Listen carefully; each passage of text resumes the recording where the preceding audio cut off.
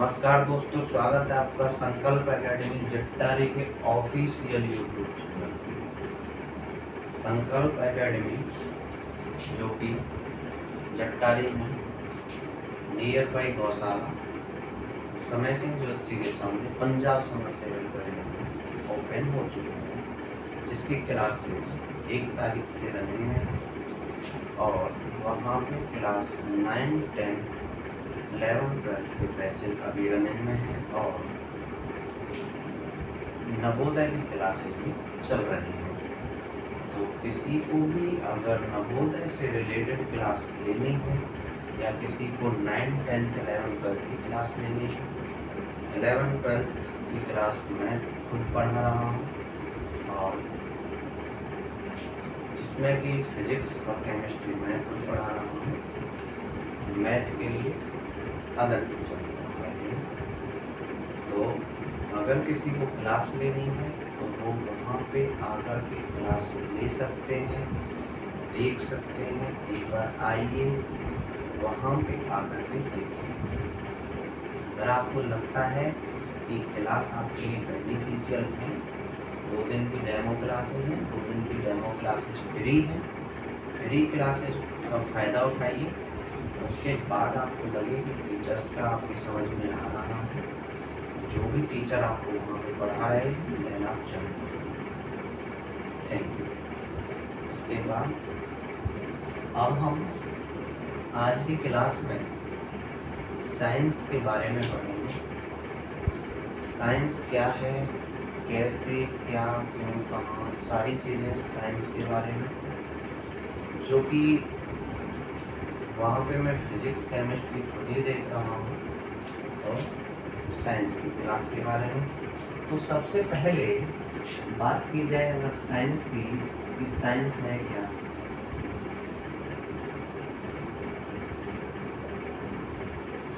Science है क्या?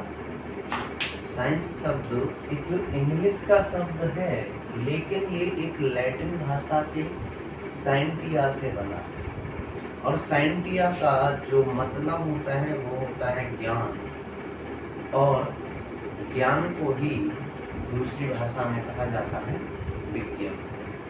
तो साइंस जो है विज्ञान ऐसे बना कि जो साइंटिया है लैटिन शब्द, उसका जो मीन है वो है ज्ञान, और वही ज्ञान बना क्या? विज्ञान। इसके अंदर प्राकृतिक घटनाओं का अध्ययन किया जाता है और उनका आपस में संबंध स्थापित किया जाता है, वही विज्ञान कहलाता है। अगर मैं कहूँ तो किसी वस्तु किसी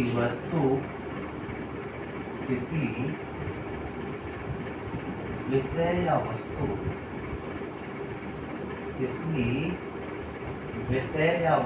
के क्रमबद्ध ज्ञान को एवं व्यवस्थित ज्ञान को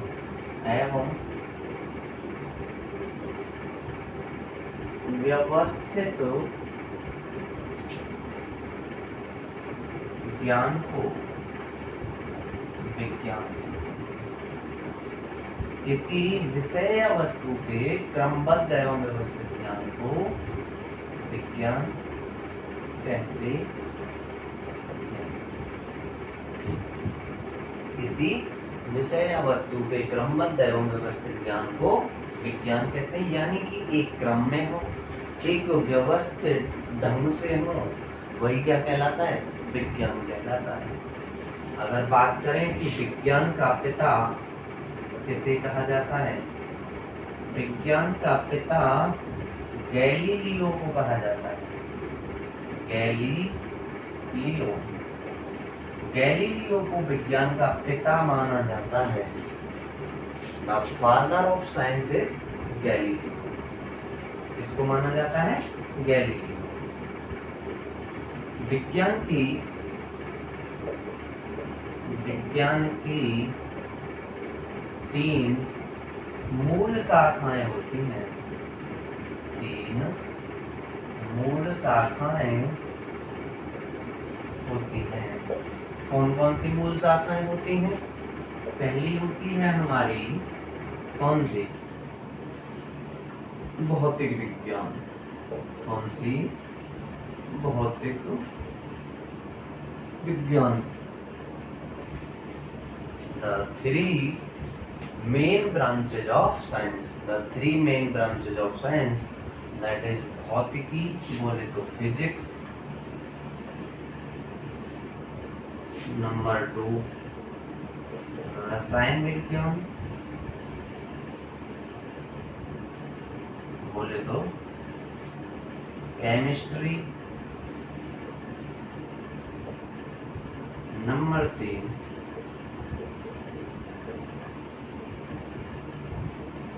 जीव विज्ञान और बायोलॉजी। ये 3 मूल शाखाएं होती हैं विज्ञान की, भौतिक विज्ञान, फिजिक्स, रसायन विज्ञान, केमिस्ट्री, जीव विज्ञान, बायोलॉजी। ये भी जो भौतिक विज्ञान, रसायन विज्ञान और जीव विज्ञान है, इनकी भी शाखाएं होती हैं। जो हमारी भौतिक विज्ञान होती है, अगर हम भौतिक विज्ञान की बात करें तो जो हमारी भौतिक विज्ञान होती है, भौतिक विज्ञान बोले तो फिजिक्स, फिजिक्स के अंदर हम अध्ययन करते हैं कि किसी पदार्थ को, किसी पदार्थ की ऊर्जा, ऊष्मा, बल, वेग, संवेग, आवेग, इलेक्ट्रिसिटी बोले तो विद्युत या चुंबकत्व, इन सब का जो भी अध्ययन किया जाता है वो किसके अंतर्गत किया जाता है? फिजिक्स के अंतर्गत किया जाता है। ऊर्जा का अध्ययन, ऊष्मा का अध्ययन, वेग का अध्ययन, संवेग का अध्ययन, आवेग का अध्ययन, चुंबकत्व का अध्ययन, विद्युत का अध्ययन, ये सभी अध्ययन किसमें किए जाते हैं? ये सभी अध्ययन फिजिक्स के अंदर किए जाते हैं, भौतिकी के अंदर किए जाते हैं। भौतिक विज्ञान का पिता, भौतिक विज्ञान का अगर पिता के बारे में बात की जाए कि भौतिक विज्ञान का पिता किसे कहा जाता है, तो भौतिक विज्ञान का जो पिता है वो है सर आइजक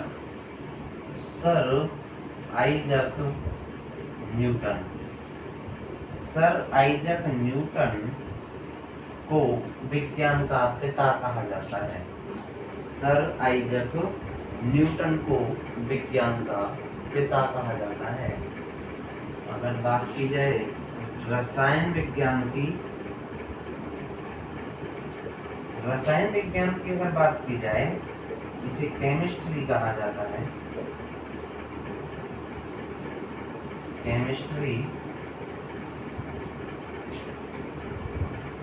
केमिस्ट्री में हम क्या करते हैं कि किसी पदार्थ की संरचना, संगठन, गुण तथा उनमें होने वाले परिवर्तनों का अध्ययन केमिस्ट्री के अंदर किया जाता है। किसी पदार्थ की संरचना, संगठन, गुण तथा उनमें होने वाले परिवर्तन, उनमें होने वाले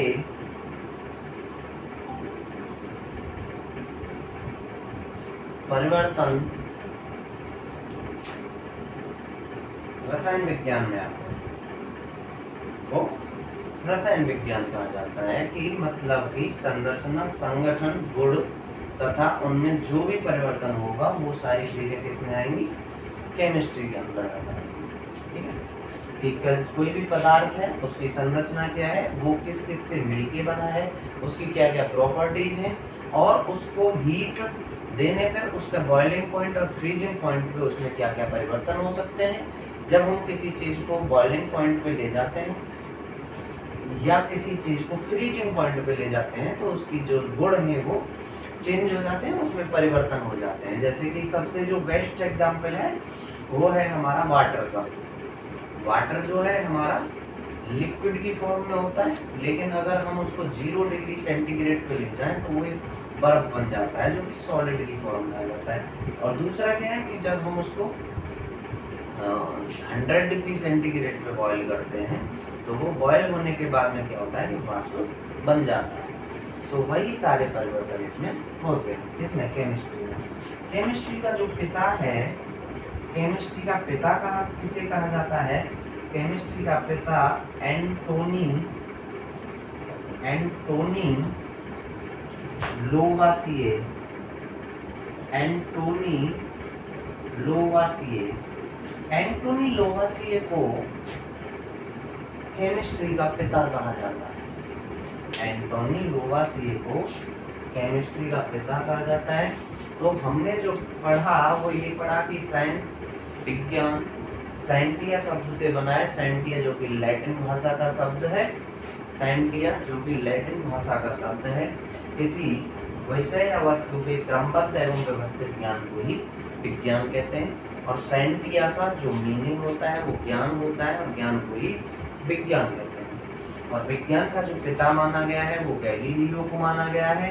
विज्ञान की 3 मूल शाखाएं होती हैं: भौतिक विज्ञान, फिजिक्स, रसायन विज्ञान, केमिस्ट्री, जीव विज्ञान, बायोलॉजी।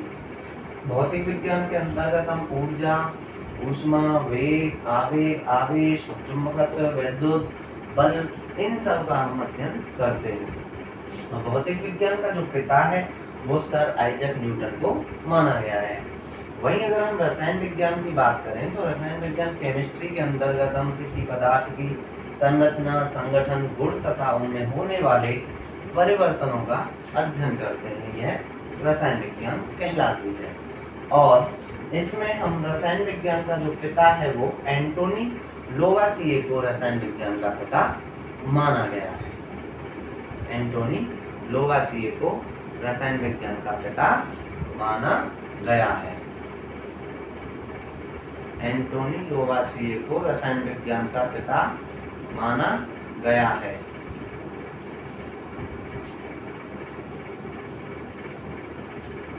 अब भौतिक विज्ञान और रसायन विज्ञान के बाद अगर बात की जाए तो तीसरी जो है वो है हमारी क्या? जीव विज्ञान। जीव विज्ञान, जीव विज्ञान मतलब कि बायोलॉजी। बायोलॉजी में क्या है? अच्छा, उससे पहले रसायन विज्ञान भी 4 शाखाओं में विभाजित होती है: general chemistry, organic chemistry, inorganic chemistry और फिजिकल केमिस्ट्री।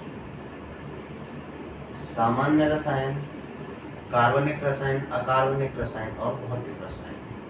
उसके बाद अगर हम बात करें जीव विज्ञान, बायोलॉजी, जिसमें हम जीवों और जीवित प्राणियों का अध्ययन करते हैं। जीवों और जीवित प्राणियों, जीवों और जीवित प्राणियों और उनके जीवन का, प्राणियों के जीवन का अध्ययन करते हैं। ये जीवन का अध्ययन इसमें किया जाता है।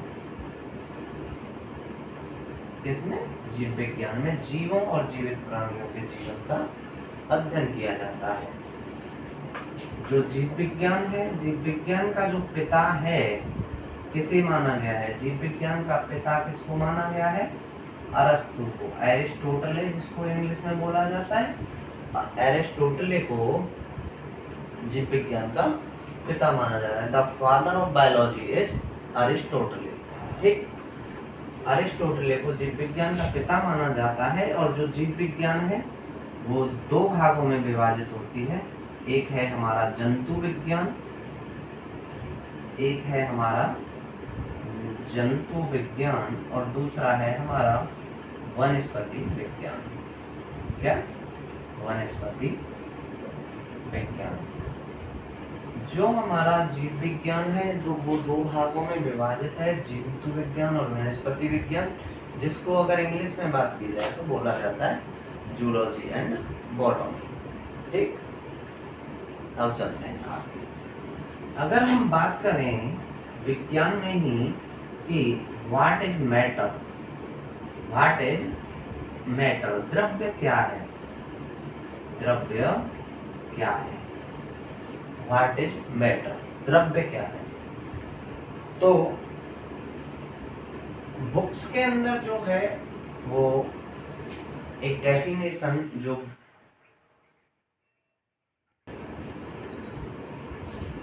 थोड़ा सा लाइट का इशू हो गया तो उसकी वजह से कुछ अब लाइट आ चुकी है।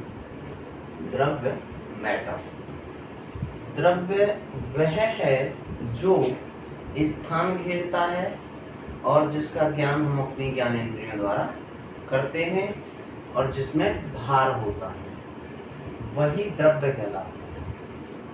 ये डेफिनेशन जो है ये मोस्टली बुक्स में पाई जाती है कि द्रव्य वह है जो स्थान घेरता है और जिसमें भार होता है और जिसका ज्ञान हम अपनी ज्ञानेंद्रियों द्वारा करते हैं।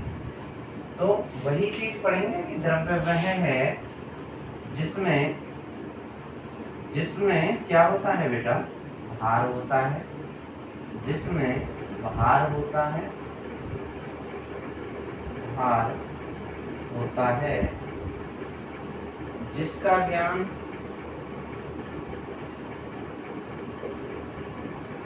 हम अपनी ज्ञानेंद्रियों द्वारा करते हैं, ज्ञानेंद्रियों द्वारा करते हैं, द्वारा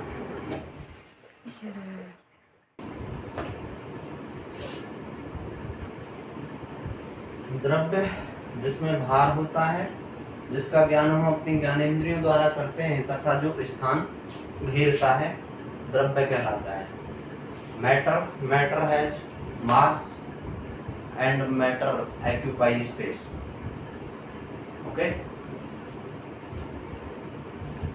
यानी कि सेंस ऑर्गन्स, हमारे सेंस ऑर्गन्स कितने होते हैं, 5 हमारे सेंस ऑर्गन्स होते हैं, ठीक है।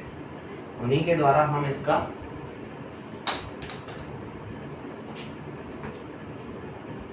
ज्ञान करते हैं, ठीक है। अगर बात की जाए कि द्रव्य की कितनी अवस्थाएं होती हैं, द्रव्य की 3 अवस्थाएं होती हैं, 3 स्टेट्स ऑफ मैटर। द्रव्य की 3 अवस्थाएं होती हैं।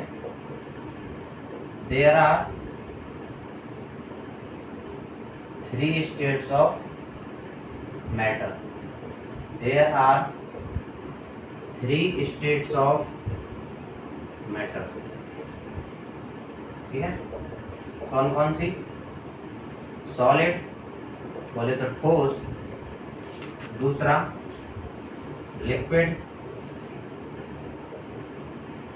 बोले तो द्रव, और तीसरा गैस।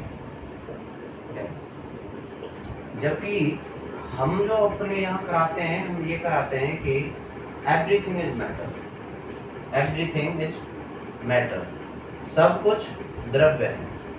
जो कुछ भी आप देखते हैं, जो कुछ भी आप किसी भी चीज का नाम ले लिए, वही सब क्या है, मैटर। एवरीथिंग इज मैटर, सब कुछ द्रव्य है। क्योंकि जो द्रव्य की अवस्थाएं हैं, 3 स्टेट्स जो हैं द्रव्य की, इन तीनों चीजों में ही सारी चीजें आ जाती हैं। आप किसी इस मार्कर की बात कर लें, वो सॉलिड में आ जाएगा। इस बोर्ड की बात कर लें, वो सॉलिड में आ जाएगा। किसी भी चीज की आप बात कर लें, बुक्स की बात कर लें, नोटबुक की बात कर लें, वो सारी चीजें किस में आ जाएंगी, चेयर की बात कर लें, टेबल की बात कर लें, ठीक है, वो सारी चीजें किस में आ जाएंगी, ठोस के अंदर। जितनी भी हमारी लिक्विड चीजें हैं, आप जो भी इमेजिन करेंगे सॉलिड में, वो चीजें आ जाएंगी। लिक्विड में जो भी हमारे लिक्विड्स हैं, वाटर ले लीजिए, वाइन ले लीजिए, बियर ले लीजिए, मिल्क ले लीजिए, ठीक है, ऑयल ले लीजिए, डीजल ले लीजिए, पेट्रोल ले लीजिए, वो सारी चीजें, केरोसिन ऑयल ले लीजिए, ये सारी चीजें हमारी किस में आ जाएंगी, लिक्विड के अंदर आ जाएंगी। और जो हमारी गैसें हैं, गैसेस नाइट्रोजन है, ऑक्सीजन है, ब्यूटेन है, प्रोपेन है, ये सारी चीजें हमारी किस में आ जाएंगी, गैसेस के अंदर। अब क्या सर गैस भी स्थान घेरती है? यस, गैस भी स्थान घेरती है। क्या सर गैस में भी भार होता है? हाँ, गैस में भी भार होता है। कभी आपने एक चीज़ देखी होगी कि हमारे घरों में मोस्टली जो यूज होता है गैस सिलेंडर। जब गैस सिलेंडर के अंदर गैस होती है तब आप उसको नहीं उठा पाते हैं, लेकिन जब उस सिलेंडर के अंदर से गैस खत्म हो जाती है तो आप उसको इजीली लिफ्ट कर लेते हैं, उठा लेते हैं। तो ये क्या इंडिकेट करता है? यह इंडिकेट करता है कि गैस में भी भार होता है। समझ गए? दूसरा एक और एग्जांपल, अगर कोई टायर है, मान के चलिए कि आपकी बाइक का ही टायर है, अगर वो टायर पंचर हो जाता है तो उससे हवा निकल जाती है, जो उसके अंदर एयर फिल है वो एयर निकल जाती है। जब वो एयर उसमें से निकल जाती है तो क्या होता है कि आप टायर को इजीली पिक कर लेते हो, उठा लेते हो। बट जब उसमें गैस भर जाती है दोबारा से पंचर लगाने के बाद, तो उस टायर के अंदर वजन बढ़ जाता है, और जब वजन बढ़ जाता है तो उसको उठाने में आपको भार महसूस होता है। तो गैस में भी भार होता है। क्लियर? Not clear? क्लियर। ठीक। अब तीसरी चीज कि क्या गैस भी स्थान घेरती है? हाँ, गैस भी स्थान घेरती है। कभी आप एक बोतल लीजिए, बोतल लेने के बाद उस बोतल को आपके घर पे या जहाँ पे भी आप रहते हैं वहाँ पे अगर कोई ड्रम वगैरह है, उस बोतल को आप उस ड्रम से भरिए।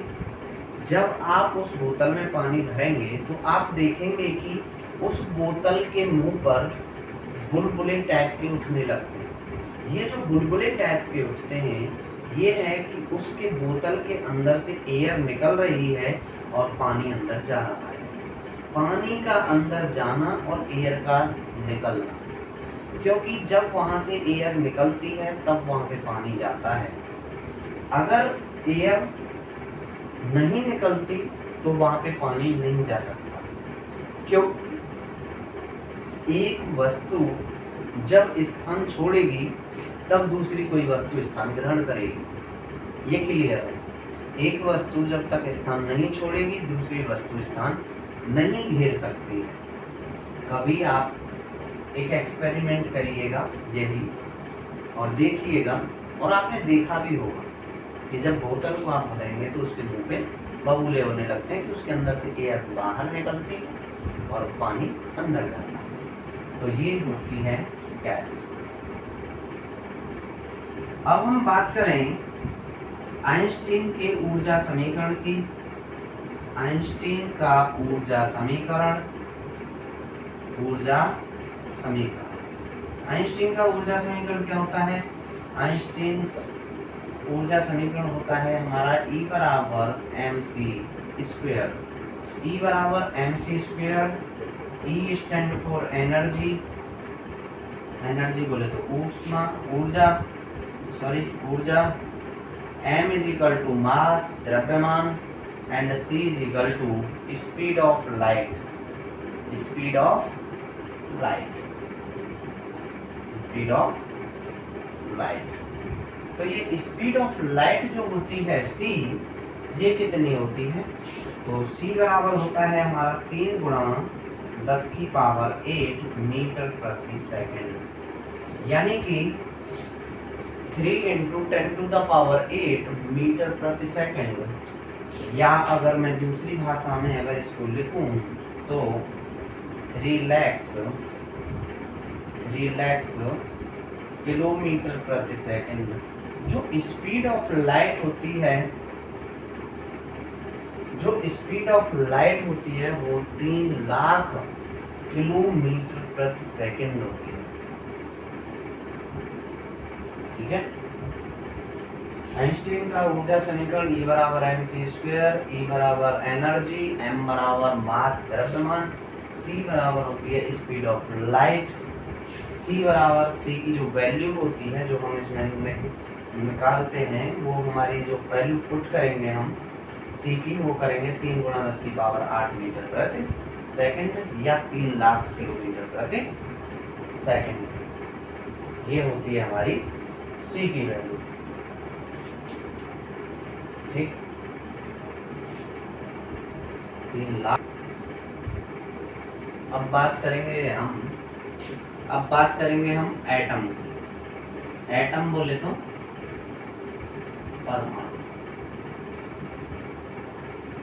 परमाणु, यही वो सबसे सूक्ष्मतम कण होता है जो कि 3 मूल कणों से मिलकर बना होता है। एटम सबसे छोटा जो पार्ट होता है वो एटम होता है, और ये 3 मूल कणों से मिलकर बना होता है। और वो जो 3 मूल कण होते हैं वो होते हैं हमारे इलेक्ट्रॉन, प्रोटॉन और न्यूट्रॉन। तो परमाणु किसी रासायनिक अभिक्रिया में बिना अपघटित हुए भाग लेता है। परमाणु सबसे सूक्ष्मतम होता है और परमाणु को विभाजित नहीं किया जा सकता है। परमाणु को विभाजित नहीं किया जा सकता है। सबसे सूक्ष्मतम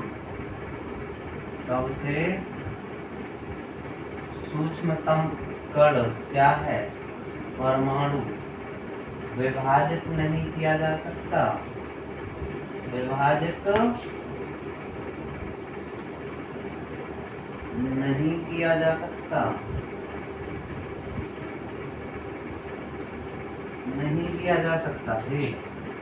एग्जाम्पल के तौर पे अगर हम देखें, hydrogen, nitrogen, oxygen, phosphorus, chlorine,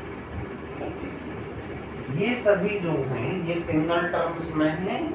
ये hydrogen, nitrogen, oxygen, phosphorus, chlorine, etc. ये सभी क्या हैं? हमारे परमाणु। ठीक है। अगर हम बात करें मॉलिक्यूल की, मॉलिक्यूल होते हैं हमारे अणु। क्या? अणु। परमाणुओं से मिलकर अणु बनते हैं, और परमाणुओं से मिलकर अणु बनते हैं और अणु स्वतंत्र अवस्था में रह सकते हैं। परमाणुओं से मिलकर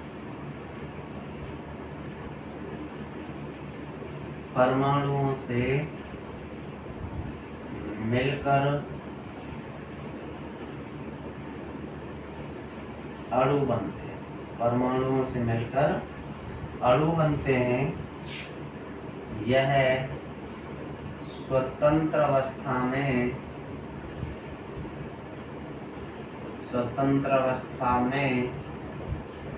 रह सकते हैं।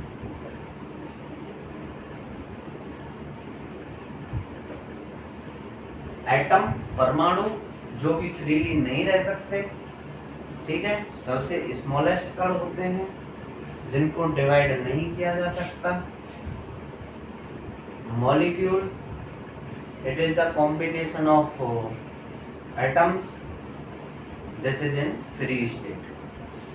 ठीक है, this is in free state, ये स्वतंत्र अवस्था में रह सकते हैं। ठीक है। देखिए एग्जाम्पल के तौर पे H plus H is equal to H2, N plus N is equal to N2, O plus O is equal to O2, O plus O plus O is equal to O3। इन दोनों में अंतर है। ये हमारा O2 है जो oxygen है, इसके 2 अणु ऑक्सीजन के 2 अणु ऑक्सीजन बनाएंगे और ये हमारा ओजोन बनेगा। ठीक है। ये परमाणु मिलके क्या बना रहे हैं? अणु। परमाणु मिलके क्या बना रहे हैं? अणु। और ये 3 परमाणु मिलके क्या बना रहे हैं? अणु। यानी कि परमाणुओं से मिलकर अणु बनते हैं। Next, compound. कंपाउंड मीन्स होता है हमारा क्या? यौगिक। कंपाउंड मीन्स क्या होता है? हमारा यौगिक।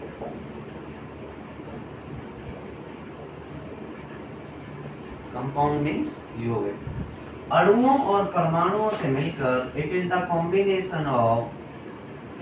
कॉम्बिनेशन ऑफ अणुओं और परमाणुओं से मिलकर अणु बनते हैं। It is the combination of molecule and atom. परमाणुओं से मिलकर क्या बनते हैं?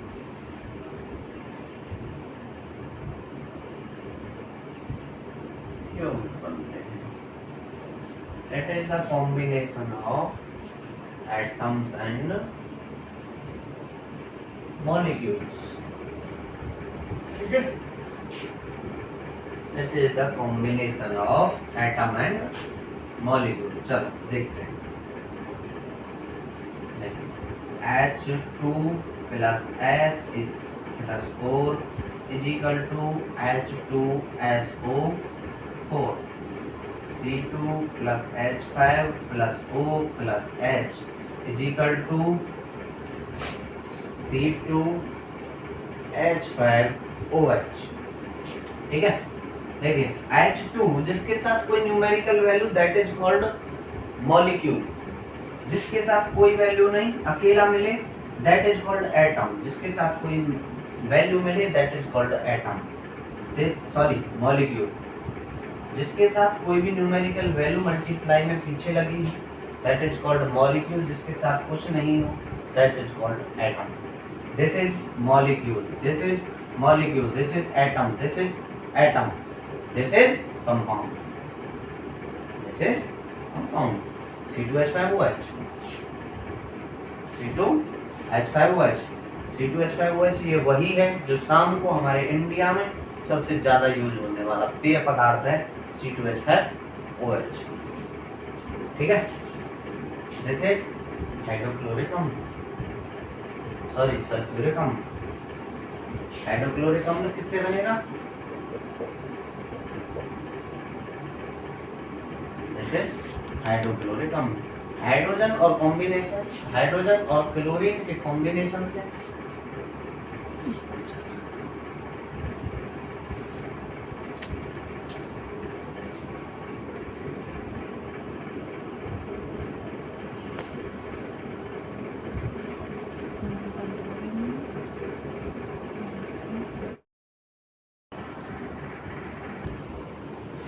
H2SO4 सल्फ्यूरिक अम्ल, HCl हाइड्रोक्लोरिक अम्ल and C2H5OH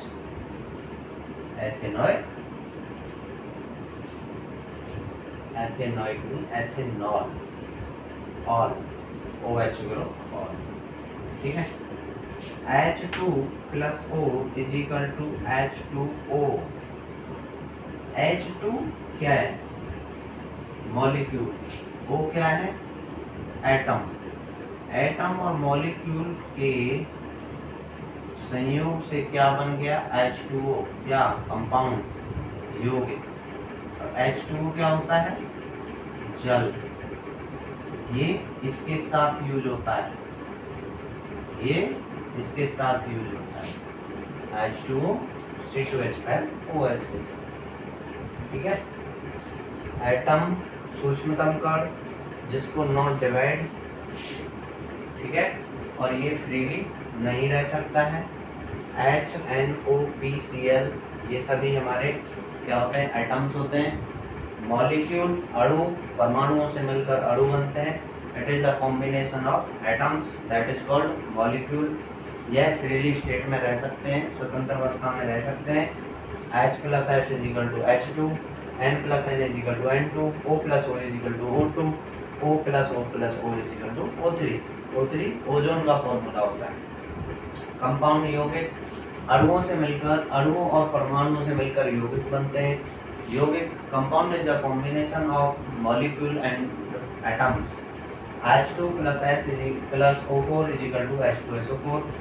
sulphuric acid C2 plus H5 plus O plus H। It is the C2 is molecule, H5 is also molecule, O atom and H atom is equal to C2H5OH ethanol। H2 plus O is equal to H2O, H plus Cl is equal to HCl। Hydrochloric अम्ल। ठीक है, आइए आगे।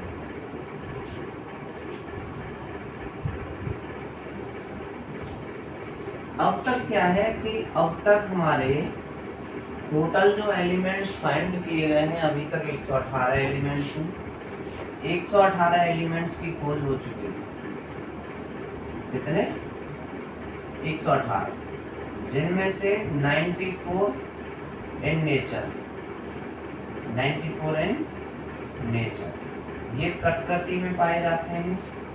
ठीक है, बाकी के जो रिमेनिंग हैं वो आर्टिफिशियल। आर्टिफिशियल मतलब कृत्रिम विधियों से बनाए गए हैं वैज्ञानिकों द्वारा। Artificial and made by scientist. ठीक है, 94 ये हैं जो कि हमें या तो स्वतंत्र अवस्था में फ्रीली स्टेट में मिलते हैं या फिर किसी के साथ जॉइंट होते हैं। ठीक है, टोटल एलिमेंट है हमारे 118, 94 in nature, freely and joint state, and remaining made by artificially by scientist. ठीक है, remaining made by scientist artificial. ठीक है, अच्छा, एक है हमारा कि जो इलेक्ट्रॉन है,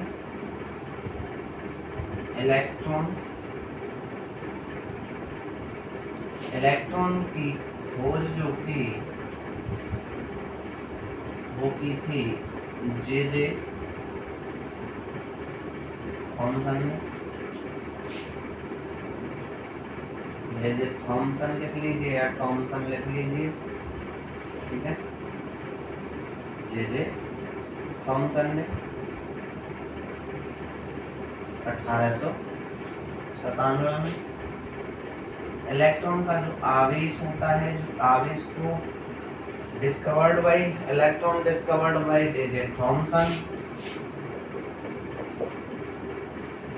जे थॉमसन इन 1897 and आवेश is -1.6 into 10 to the power -19 coulomb. -1.6 into 10 to the power -19 coulomb. Proton की खोज,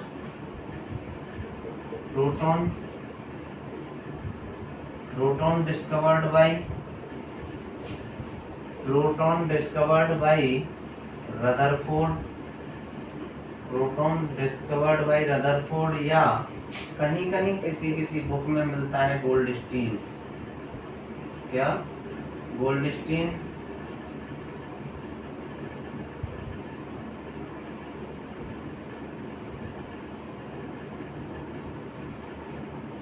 इन 1919 इसका आवेश जो चार्ज होता है, इंग्लिश में चार्ज बोलते हैं, प्लस का होता है 1.6 into 10 to the power -19 coulomb.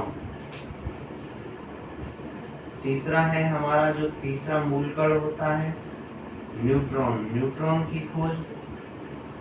की खोज किसने की थी? ये की थी, न्यूट्रॉन की जो खोज की थी ये की थी जेम्स चैडविक ने। जेम्स चैडविक ने कब? 1932 में। और न्यूट्रॉन के ऊपर कोई आवेश नहीं होता, आवेश नो चार्ज, या कह सकते हैं हम कि जो न्यूट्रॉन होता है वो न्यूट्रल होता है, उसके ऊपर कोई भी आवेश नहीं होता है। इलेक्ट्रॉन की खोज की थी जे थॉमसन ने 1897 में। आवेश जो होता है वो होता है 1.6 into 10 to the power -19 coulomb. Proton की जो खोज की वो की रदरफोर्ड ने या गोल्डस्टीन ने 1919 में। इसके ऊपर जो चार्ज होता है, जो आवेश होता है वो होता है 1.6 into 10 to the power -19 coulomb. C stand for coulomb. आवेश का जो यूनिट होता है, चार्ज की जो यूनिट होती है वो क्या होती है? कूलम। न्यूट्रॉन की खोज की थी जेम्स चैडविक ने 1932 में। इसका जो आवेश होता है इस पे कोई भी आवेश नहीं होता है, ये न्यूट्रल होता है। इसको हम E से रिप्रेजेंट करते हैं, इसको P से करते हैं और इसको N से करते हैं, तो ऊपर पॉजिटिव और नेगेटिव और ये 0 लगा देते हैं। ठीक है, इसको याद करने का एक सूत्र कह लीजिए या फिर कुछ भी कह लीजिए, एक सूत्र होता है ईंट पर नाच। ईंट पर नाच, ईंट पर नाच पड़ा, ईंट पर नाच पड़ा। E for electron, T for Thomson, E for electron, T for Thomson. P for proton, R for Rutherford, P for proton, R for Rutherford. N for neutron, Ch for Chadwick, N for neutron, Ch for Chadwick. P for परमाणु, D for Dalton. और परमाणु खोज किसने की? Dalton ने। NEET पर नाच पड़ा। ठीक है, इससे हम इसको याद कर सकते हैं, इलेक्ट्रॉन की खोज को, प्रोटॉन की खोज को, न्यूट्रॉन की खोज को, परमाणु की खोज को। ठीक है,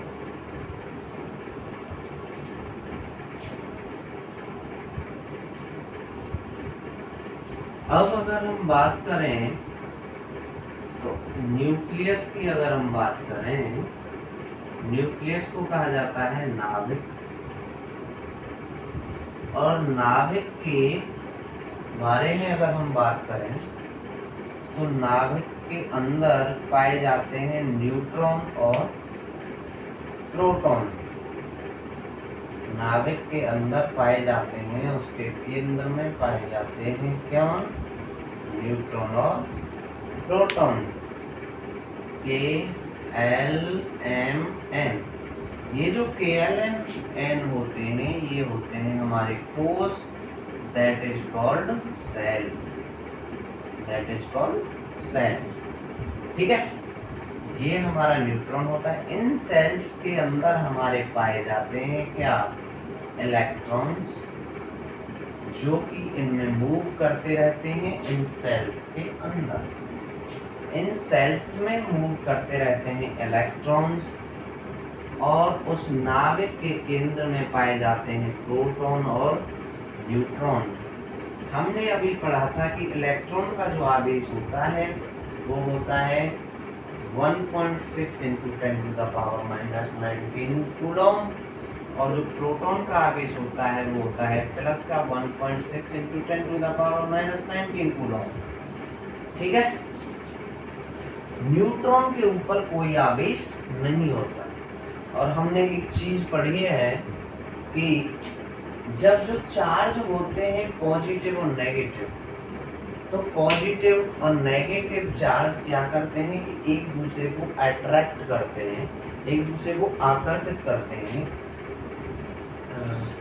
एक कहा जाता है कि जो विपरीत आवेश होते हैं, पॉजिटिव और नेगेटिव विपरीत आवेश attract to each other, and same आवेश, समान आवेश रिपेल टू ईच अदर, यानी कि प्रतिकर्षित करते हैं। सेम जो आवेश होंगे, समान आवेश जो होंगे वो एक दूसरे को प्रतिकर्षित करेंगे, और विपरीत आवेश जो होंगे वो एक दूसरे को आकर्षित करेंगे। तो same charge repel to each other and opposite charge attract to each other. तो सेम चीज होती है, प्रोटॉन इलेक्ट्रॉन को अट्रैक्ट करता है, इलेक्ट्रॉन प्रोटॉन को अट्रैक्ट करता है। इलेक्ट्रॉन नाभिक के केंद्र में नहीं पाया जाता, इलेक्ट्रॉन बाहर चक्कर लगाता रहता है। इलेक्ट्रॉन बाहर इन कक्षाओं में, इन सेल्स में चक्कर लगाता रहता है। और इलेक्ट्रॉन और प्रोटॉन का जो आवेश होता है वो इक्वल होता है, और न्यूट्रॉन पर कोई आवेश नहीं होता है। अगर न्यूट्रॉन का इसका प्रोटॉन का आवेश ज्यादा होता तो प्रोटॉन इसको इधर खींच लेता, और इधर खींच लेता तो जो इलेक्ट्रॉन है वो नाभिक में गिर जाता। या फिर इलेक्ट्रॉन का आवेश ज्यादा होता तो ये प्रोटॉन को बाहर खींच लेता। ठीक है, या फिर ये यहाँ चक्कर नहीं लगा रहा होता, ये कहीं आवारा घूम रहा होता। अब दोनों का आवेश जब बराबर होता है तो उस वजह से क्या होता है कि ये एक दूसरे को बांधे रहते हैं, और जो इलेक्ट्रॉन है वो चक्कर लगाता रहता है। इन न्यूक्लियस के अंदर न्यूट्रॉन और प्रोटॉन पाए जाते हैं। इलेक्ट्रॉन बाहर जो के एलिमेंट होती हैं, जो हमारी कक्षाएं होती हैं, जो हमारे सेल होते हैं, उनमें चक्कर लगाता रहता है। K के लिए n की वैल्यू 1 होती है, L के लिए n की वैल्यू 2 होती है, N के लिए n की वैल्यू 4 होती है। ये पहली कक्षा, ये दूसरा पहला कोष, दूसरा कोष, तीसरा कोष, चौथा कोष, इस तरीके से ये हमारे कोष होते हैं। ठीक है, इनमें इलेक्ट्रॉन घूमते रहते हैं, इनमें चक्कर लगाते रहते हैं। इनमें इलेक्ट्रॉन्स कैसे चक्कर लगाते हैं, कैसे घूमते हैं, किस कोष में, किस सेल में कितने इलेक्ट्रॉन होते हैं, ये देखेंगे हम आगे की क्लास में। कल की क्लास में, कल क्लास आएगी, ठीक है, तब देखेंगे कि ये जो इलेक्ट्रॉन है किस कोष में किस तरीके से होते हैं। हमारा यूट्यूब चैनल संकल्प एकेडमी जट्टारी के नाम से है, और उसके अलावा सिविल्स अड्डा 247 जो कि पुराना ऑफिशियल यूट्यूब चैनल है, जिस पे पहले से हमारी वीडियोज आती रही हैं। तो वीडियोज दोनों चैनलों पे आएगी, दोनों ही चैनलों पे जाके आप वॉच करें, वीडियो को लाइक करें, कमेंट करें, शेयर करें, अच्छे अच्छे कमेंट करें। और आपको किस टॉपिक पे वीडियो बनानी है, अब ये क्लास कोशिश रहेगी कि पर डे नहीं हो पाती तो एक दिन छोड़ के एक दिन, जैसे कि पहले वीडियोज आ रही हैं ऐसे ही वीडियो आती रहेंगी। आपको किस टॉपिक पे बनवानी है, संविधान के ऊपर बनवानी है, या फिर ये जो 10th क्लास की हम साइंस शुरू करने वाले हैं अभी यहाँ से, तो 10th क्लास के जो भी बच्चे हैं वो कमेंट करें अगर उन्हें पूरी साइंस चाहिए। अगर संकल्प एकेडमी आ सकते हैं तो आप संकल्प एकेडमी आइए, बहुत ही इजी है आना, दूर नहीं है। बहुत से लोगों के कमेंट आते हैं, बहुत से लोगों की कॉल्स आती हैं कि सर दूर है, जट्टारी से आउटर में है। सर बेटा बहुत नज़दीक है, ऐसा नहीं है कि अभी आपको लग रहा होगा कि संकल्प एकेडमी दूर है, लेकिन दूर नहीं। एड्रेस मैं फिर से बता दे रहा हूँ, उसरे रोड, जट्टारी में उसरे रोड है, और अभी सब लोग उसको जान भी चुके हैं। जट्टारी में आप किसी से भी पूछ सकते हैं कि संकल्प एकेडमी कहाँ है। उसरे रोड पे गौशाला के पास समय सिंह ज्योतिषी के सामने पंजाब समरसेबल बिल्डिंग, जिसमें पंजाब समरसेबल जो कि काफ़ी टाइम से वहाँ पर है, वो उसी बिल्डिंग के अंदर है।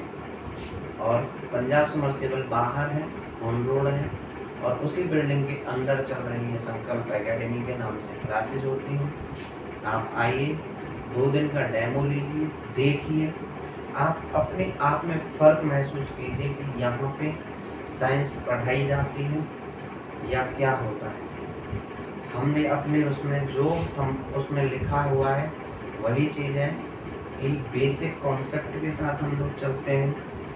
यहाँ रटाया नहीं जाता, यहाँ समझाया जाता है कि चीज़ें कैसे होती हैं, कैसे नहीं होती हैं। बेसिक से चलते हैं, जीरो से हीरो बनाने का जो हमारे उसमें जो लिखा हुआ है वही चीज़ें हमारे यहाँ होती हैं। हम बिल्कुल बेसिक से लेके चलते हैं, चाहे वो 12th का बच्चा है, चाहे वो 9th का बच्चा है। और 9th to 12th फिजिक्स और केमिस्ट्री में खुद पढ़ा रहा हूँ, तो आप वहाँ आके देखिए एक बार। और जो नहीं आ सकते हैं या फिर जो फीस अफोर्ड नहीं कर सकते, वैसे भी हमने जट्टारी क्षेत्र में सबसे कम फीस रख दी। जट्टारी क्षेत्र में जितनी भी फीस वहाँ पे जट्टारी क्षेत्र में ली जा रही है, उसकी हमने उससे बहुत ही कम फीस रखी है हम लोगों ने। जितना लोग मार्केट में ले रहे हैं, 5-5 हज़ार रुपये चार्ज कर रहे हैं लोग मार्केट में, जो कि इतना नहीं होना चाहिए, क्योंकि ये लूट रहे हैं लोगों को, तो उतना चार्ज नहीं करना चाहिए।